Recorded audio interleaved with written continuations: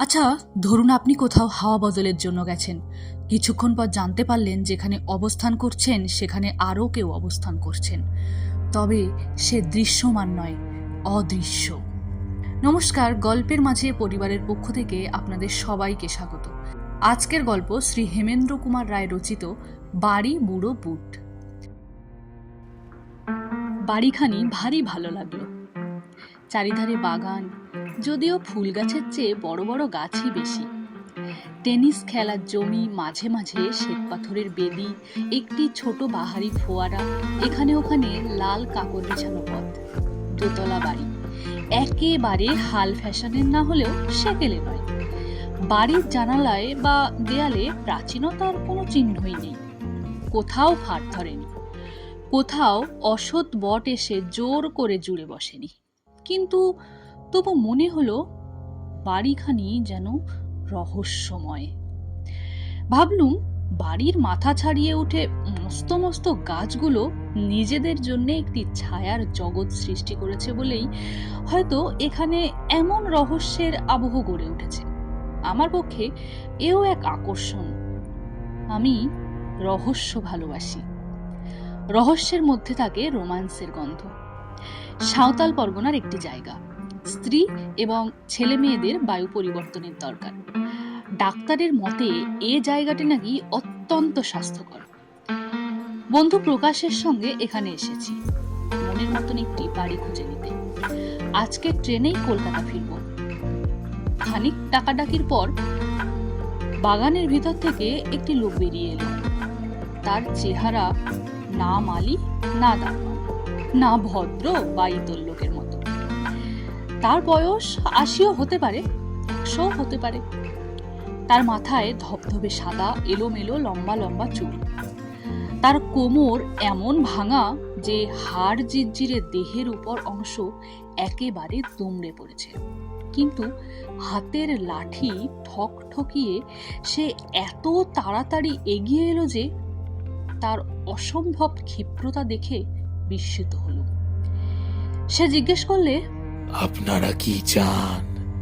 বাড়ির ফটকের ওপর লেখা রয়েছে টু লেট, তা আমরা এই বাড়িটা ভাড়া নিতে চাই। লোকটা হঠাৎ মুখ তুলে তাকালো। সে এতক্ষণ মাথা হেঁট করে ছিল বলে তার চোখ দেখতে পায়নি।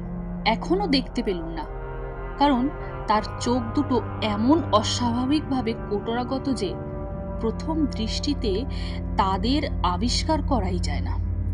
মনে হয় লোকটা বুঝি অন্ধ।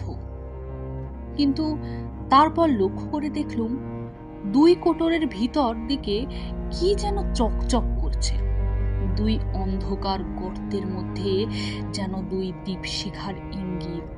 লোকটা আবার মুখ নামিয়ে ফেলে থেমে থেমে বলে, ভাড়া নিতে চান? এই বাড়ি ভাড়া নিতে চান? বেশ। বাড়িখানা আমাদের পছন্দ হয়েছে। এ বাড়ির মালিককে? বাড়ির এখনকার মালিক থাকেন বিলেতে। আগেকার মালিক কোথায় থাকেন কেউ জানে না। তাহলে ভাড়া দেবো কাকে? আমাকে। কত ভাড়া? সেটা ঠিক করবেন আপনারাই। রহস্যময় বাড়ি, রহস্যময় বৃদ্ধ, এবং তার কথাগুলো কম রহস্যময় নয়। মনে হলো রহস্যের মাত্রা যেন ছাড়িয়ে যাচ্ছে। এতটা ভালো নয়। কি বলবো ভাবছি, হঠাৎ গায়ে পড়লো এক ফোঁটা জল। চমকে মুখ তুলে দেখি ইতিমধ্যে আমাদের অজান্তেই আকাশে হয়েছে মেঘের সঞ্চার। বুড়ো বললে, বৃষ্টি আসছে, আপনি একটু ভেতরে গিয়ে দাঁড়াবেন, চলুন। বুড়োর পিছনে পিছনে বাড়ির নিচের তলার বারান্দার তলায় গিয়ে দাঁড়ালো। ঝমঝম করে বৃষ্টি নামল। প্রকাশ আমার দিকে ফিরে বললে, বৃষ্টিতে এখানে চুপচাপ দাঁড়িয়ে থেকে কোনো লাভ নেই, চল আগে বাড়ির উপরের ঘরগুলো একবার দেখে আসি। বুড়োর দিকে ফিরে দেখি সে ঊর্ধ্ব মুখে আকাশের দিকে তাকিয়ে আছে। আমি তাকে ডাকলুম, সে যেন শুনতেই পেলে না। খানিক পরে হঠাৎ বললে, ঘড়িতে কটা বেজেছে? হাত ঘড়ির দিকে দৃষ্টিপাত করে বললুম, এখন 5:30। বুড়ো যেন শীতার্ত কণ্ঠে কাঁপতে কাঁপতে বললে, আকাশে মেঘ আরো জমে উঠেছে। অন্ধকারে সন্ধে নামবে তাড়াতাড়ি। এই বৃষ্টি সন্ধ্যার পরেও পড়বে। না পড়তেও পারে। না না, এই বৃষ্টি এখন থামবে না। হয়তো আজ সারা রাত ধরেই পড়বে। আমি মেঘ দেখেই বুঝতে পারি। প্রকাশ বললে, কি সর্বনাশ! তাহলে আমরা স্টেশনে যাব কি করে? আজই তো আমাদের কলকাতায় ফেরার কথা। বুড়ো ঘাড় নাড়তে নাড়তে বললে, এই বৃষ্টি আজ আর থামবে না, আজ আর থামবে না। পাহাড় নদী ফুলে উঠবে, মাঠ ভেসে যাবে, পথ ডুবে যাবে। পালাতে চান তো এখনই পালান। সন্ধ্যের পর রাত আসবে, ঝড় উঠবে, বন কাঁদবে। এই বৃষ্টি আজ আর থামবে না। এখনো সময় আছে, পালিয়ে যা। বুড়োর কথাবার্তার ধরন দেখে রাগ হলো। বিরক্ত কণ্ঠে বললুম, আহা, ঠাট্টা রাখো। শোনো, এ বাড়ি আজ থেকেই আমি ভাড়া নিচ্ছি। বৃষ্টি না থামে আজ আমরা এখানেই রাত কাটাবো। কত টাকা দিতে হবে বলো? বুড়ো আবার মুখ তুললে। আবার দেখলুম তার চক্ষু কোটরাগত দুই দীপ শিখার ঝিলে দন্তহীন মুখ প্যাদান করে নীরব হাসি হেসে সে বললে, আজ রাতে এখানে থাকবেন? থাকতে পারবেন? কেন পারবো না? বাড়ির আগের মালিক আজ রাতে এখানে আসবেন। তিনি কোথায় থাকেন তা কেউ জানে না। তিনি বৃষ্টির রাতে ঠিক এখানে বেড়াতে আসেন। তাকে দেখলে মানুষ খুশি হয় না। দোতলার হলঘর তার জন্যে খোলাই থাকে। এক বৃষ্টির রাতে ও ঘরে একটি কাণ্ড ঘটেছিল। কাণ্ড? কি হয়েছিল? রক্তাক্ত কাণ্ড। সন্ধ্যার সময় মালিক ফিরে এলেন। তখন ঝুপ ঝুপ করে বৃষ্টি পড়ছে। হাতে তার বন্দুক, পরনে তার শিকারের পোশাক। তারপর না না, সেসব কথা আপনাদের আর শুনে কাজ নেই। কিন্তু সেই দিন থেকে এ বাড়ি খালি। এ বাড়ি কেউ ভাড়া নিতে চায় না। আমি হো হো করে হেসে উঠে বললুম, তুমি যে আমাদের ছেলে মানুষ পেয়েছো, যে যা তা বলে ভয় দেখাতে চাও। বেশ, তবে তোমরা থাকো, আমি চললুম। কিন্তু সাবধান, সাবধান, সাবধান।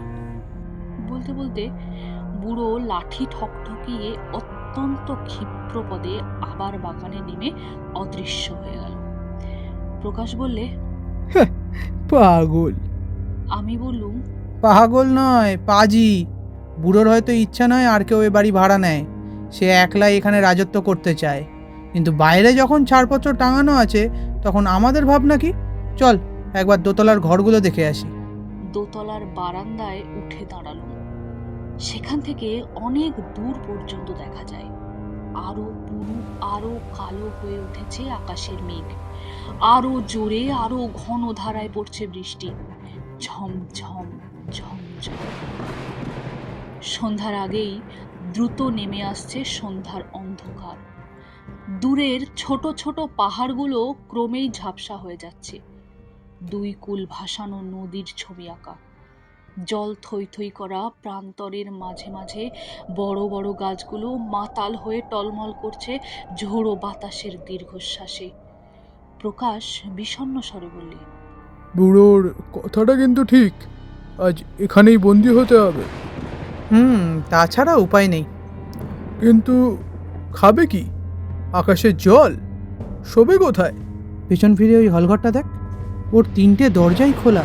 এখনও যতটুকু আলো আছে তাতেই দেখা যাচ্ছে ঘরের ভেতরে রয়েছে বড় বড় সোফা, কৌচ আর চেয়ার। দেয়ালের গায়ে রয়েছে সোনালি ফ্রেমে বাঁধানো মস্ত মস্ত ছবি আর আয়না। মেঝেতে আবার কার্পেট পাতা। আশ্চর্য, এই এমন সুন্দর বাড়ি খালি পড়ে আছে। প্রকাশ সন্দেহ ভরা কণ্ঠে বললে, তো তবে কি বুড়োর কথা মিথ্যে নয়? এখানে কি? কি ভূতের বাড়ি?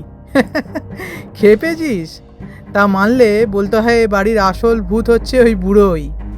বিচিত্র বাড়ি, বুড়োর মতন চেহারা আমি আর কোনো মানুষেরই দেখিনি। আপনারা শুনছেন শ্রী হেমেন্দ্র কুমার রায় রচিত বাড়ি বুড়ো বুট। গল্প পাঠে তৃষ্ণা সামন্ত, লেখক ও প্রকাশের চরিত্রে সৌভিক শীল এবং বৃদ্ধের চরিত্রে অর্জুন সামন্ত। চলুন বাকিটা শোনা যাক। আচম্বিতে কানে এলো অপূর্ব এক সঙ্গীত। হারমোনিয়াম বাজিয়ে গান গাইছে যেন কোনো মেয়ে। রবীন্দ্রনাথের গান, গায়িকার গলা চমৎকার। সবিস্ময়ে দুজনে স্তব্ধ হয়ে দাঁড়িয়ে খানিকক্ষণ ধরে সেই গান শুনল। আকাশে বেড়ে উঠল বিদ্যুতের জীবন্ত অগ্নিচিত্র ও উন্মত্ত বজ্রের চিৎকার। ঘরে বাইরে কোথাও আর চোখ চলে না। আমি বললুম, এই গান আসছে কোথা থেকে? প্রকাশ বললে, মনে হচ্ছে ওই হল ঘরের ভেতর থেকে। বিদেশে আসছি বলে সঙ্গে টর্চ আনতে ভুলিনি। টর্চটা জেলে দুজনেই হল ঘরের ভিতরে ঢুকল। সব আসন খালি। ঘরের ভিতরে একটি অর্গান রয়েছে, তার সামনেও কেউ নেই। প্রকাশ তবু জোর করে বললে, যে গাইছে সে এই ঘরেই আছে। আমি বললুম, অসম্ভব, অন্য কোনো ঘরে কেউ গান গাইছে। প্রকাশ অস্বস্তি ভরা স্বরে বললে, না না, গান হচ্ছে এইখানেই। যে গাইছে তাকে আমরা দেখতে পাচ্ছি না বটে, কিন্তু কিন্তু আমি তার উপস্থিতি অনুভব করতে পারছি। আমার আমার মনে হচ্ছে ঘরটা যেন হিমালয়ের বরফ দিয়ে গড়া। উফ উফ, কি কি ঠান্ডা! এ এ মানুষের ঘর নয় বন্ধু, এ মনে হচ্ছে মরার ঘর। আমরা তাড়াতাড়ি আবার বাইরে গিয়ে দাঁড়ালাম। প্রকাশের কথা মিথ্যা নয়, ঘরের চেয়ে বাহিরটা বেশ গরম। অথচ ঝোড়ো হাওয়ার তোড়ে সেখানে এসে পড়েছিল শীতল বৃষ্টিধারা। অবাক হয়ে এর কারণ বোঝবার চেষ্টা করছি, এমন সময় কানে এলো আর একটা নতুন শব্দ। গট গট করে কার ভারী জুতোর আওয়াজ হচ্ছে।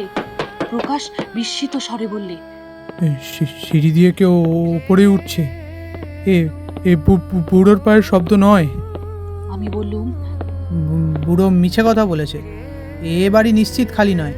কে কে কে কে গান গায়? কে ওপরে ওঠে? সিঁড়ির দিকে টর্চের আলো ফেলে অপেক্ষা করতে লাগলো। সিঁড়ির ধাপগুলো শব্দিত করে উপরের বারান্দায় এসে স্থির হয়ে রইল এক জোড়া শিকারি বুট, যা পড়লে লোকের হাঁটু পর্যন্ত ঢাকা পড়ে। নিজের চোখকেও বিশ্বাস করতে পারল না।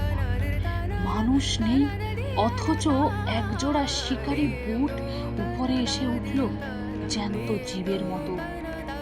বললে ওই দৃশ্যমান বুট পরে আছে কোনো অদৃশ্য দেহ, এবং বারান্দায় হঠাৎ আজ দুই অনাহুত অতিথি দেখে সে থমকে দাঁড়িয়ে পড়েছে সবিস্ময়ে। প্রকাশ অস্ফুট স্বরে বললে, শিকারি বুট! বুড়ো বলেছিল বৃষ্টির রাতে বাড়ির মালিক এসেছিল শিকারির পোশাক পরে। আমি উত্তর দেবার আগেই বুট জুতোর জোড়া যেন কোনো বেজায় ভারী দেহের চাপ নিয়ে আবার গটগট শব্দে মাটি কাঁপিয়ে অগ্রসর হতে লাগলো আমাদের দিকে। আমরা মহা আতঙ্কে পিছু হটকে লাগলুম পায়ে পায়ে। আমাদের দৃষ্টি স্তম্ভিত, পিণ্ড করছে ধড়ফড় ধড়ফড়। হলঘরের তৃতীয় দরজার কাছে এসে বুট জুতো জোড়া আবার থেমে পড়ল ক্ষণিকের জন্যে, কিন্তু তারপরেই সবেগে প্রবেশ করল ঘরের ভিতরে। গানের স্বর থেমে গেল। সঙ্গে সঙ্গে শুনলুম হুম করে বন্দুকের শব্দ ও তীব্র এক আর্তনাদ। আমরা পাগলের মতো দৌড়ে এক এক লাফে সিঁড়ির 3-4টে করে ধাপ পেরিয়ে নিচে নেমেই দেখি সেখানে নিশ্চল হয়ে দাঁড়িয়ে আছে সেই অদ্ভুত বুড়োর ভাঙা দুমড়ে পড়া মূর্তি। সে একবার মুখ তুলে আমাদের পানে তাকালে।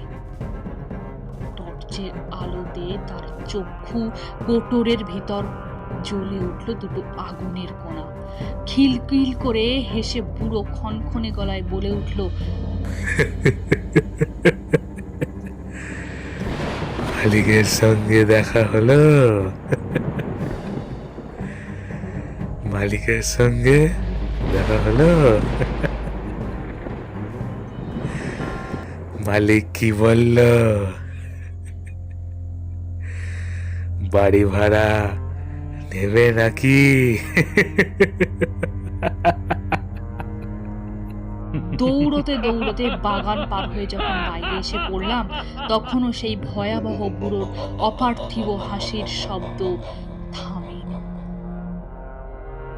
আজকের গল্প এখানেই শেষ। আপনাদের সঙ্গে আবার দেখা হচ্ছে কোনো এক নতুন গল্পের মাধ্যমে। ততক্ষণে লাইক, কমেন্ট এবং চ্যানেলটি সাবস্ক্রাইব করে আমাদের পাশে থাকবেন, বন্ধুদের সাথে শেয়ার করবেন। ধন্যবাদ।